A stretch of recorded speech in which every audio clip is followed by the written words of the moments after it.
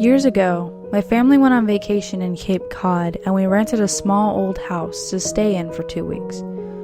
On the main floor was a kitchen, the living room, and the bathroom. The bedrooms were all on the second floor. There was a basement room downstairs with a washer and dryer, a sofa, and a television. On the first night, we were all awakened by a terrible scream from my sister's bedroom. When my dad burst into her room and turned on the light, he found her sitting up in bed, screaming and crying. My parents sat with her and comforted her until she finally calmed down enough to tell them what had scared her. She said that she had been awakened in the middle of the night by a horrible stench. When she opened her eyes, she had seen the entire bedroom soaked in blood from top to bottom. There was blood all over the floor, bloody handprints on the walls, and blood spatter all over the ceiling. We all thought she had just been having a nightmare, but she refused to go back into her bedroom and stayed in our parents' room for the remainder of the holiday.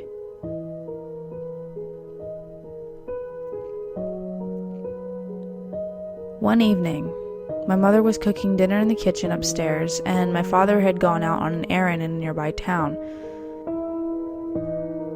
My sister and I were in the basement room watching TV, when all of a sudden, the light bulb popped and the TV went off, leaving us in complete darkness.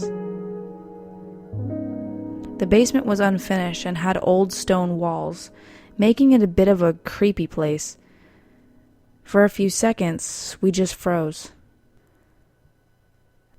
not knowing what to do.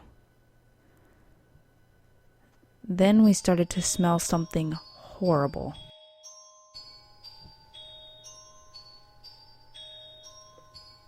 It was a terrible stench, and when it hit our noses, we felt nauseous.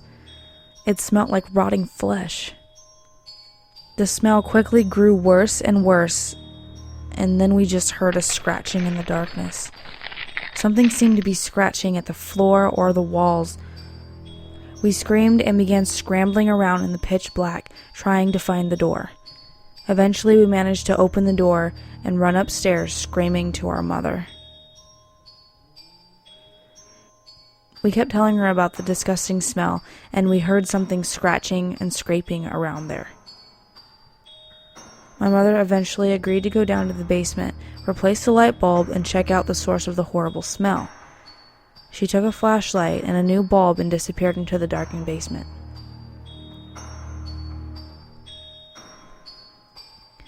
We waited for her at the top of the stairs. We expected her to return quickly, but she seemed to be down there for an eternity. Suddenly, we saw her emerge out of the darkness and come running up the stairs. She slammed the basement door behind her and bolted it as fast as she could. She turned to us, and we could see her face was completely drained of color. Her eyes were wide with fear, and she just said, "I don't want you going down there again." Then she went to the kitchen and called the police. We overheard her conversation on the phone and managed to figure out that she'd seen someone down in the basement room. As we waited for the police to come, we huddled together in the living room, staring at the basement door. At any moment, we expected to hear someone banging on it or trying to break it down. My mother refused to tell us what she'd seen. When the police arrived, my mother greeted them at the front door and ushered them inside. She unbolted the basement door, and they went down into the darkness with their flashlights out and their guns drawn. They searched the entire basement room, but found nothing. There was no other way out of the basement. No windows, no doors. Whatever was down there would have had to come up through the basement door. After the police left, my mother finally revealed what she had seen down there in the pitch-black basement room. As she spoke, she became very still and quiet. She said that she had been changing the light bulb downstairs when she began to smell the horrible stench we had described to her. Then she started to hear a faint scratching noise. She shone her flashlight around the room and suddenly caught sight of something crouched between the washer and dryer.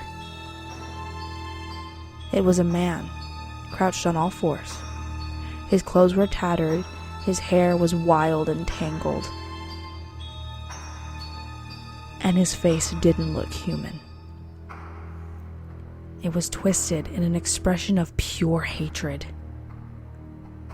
In that split second, he looked up at my mother, his eyes reflecting the beam from her flashlight, when he suddenly crawled forward and disappeared through the wall. When my mother saw him simply vanish into thin air, she dropped the flashlight and ran. After that, none of us would go down to the basement. We kept the door locked and bolted. Every night we slept in our parents' room and locked the door.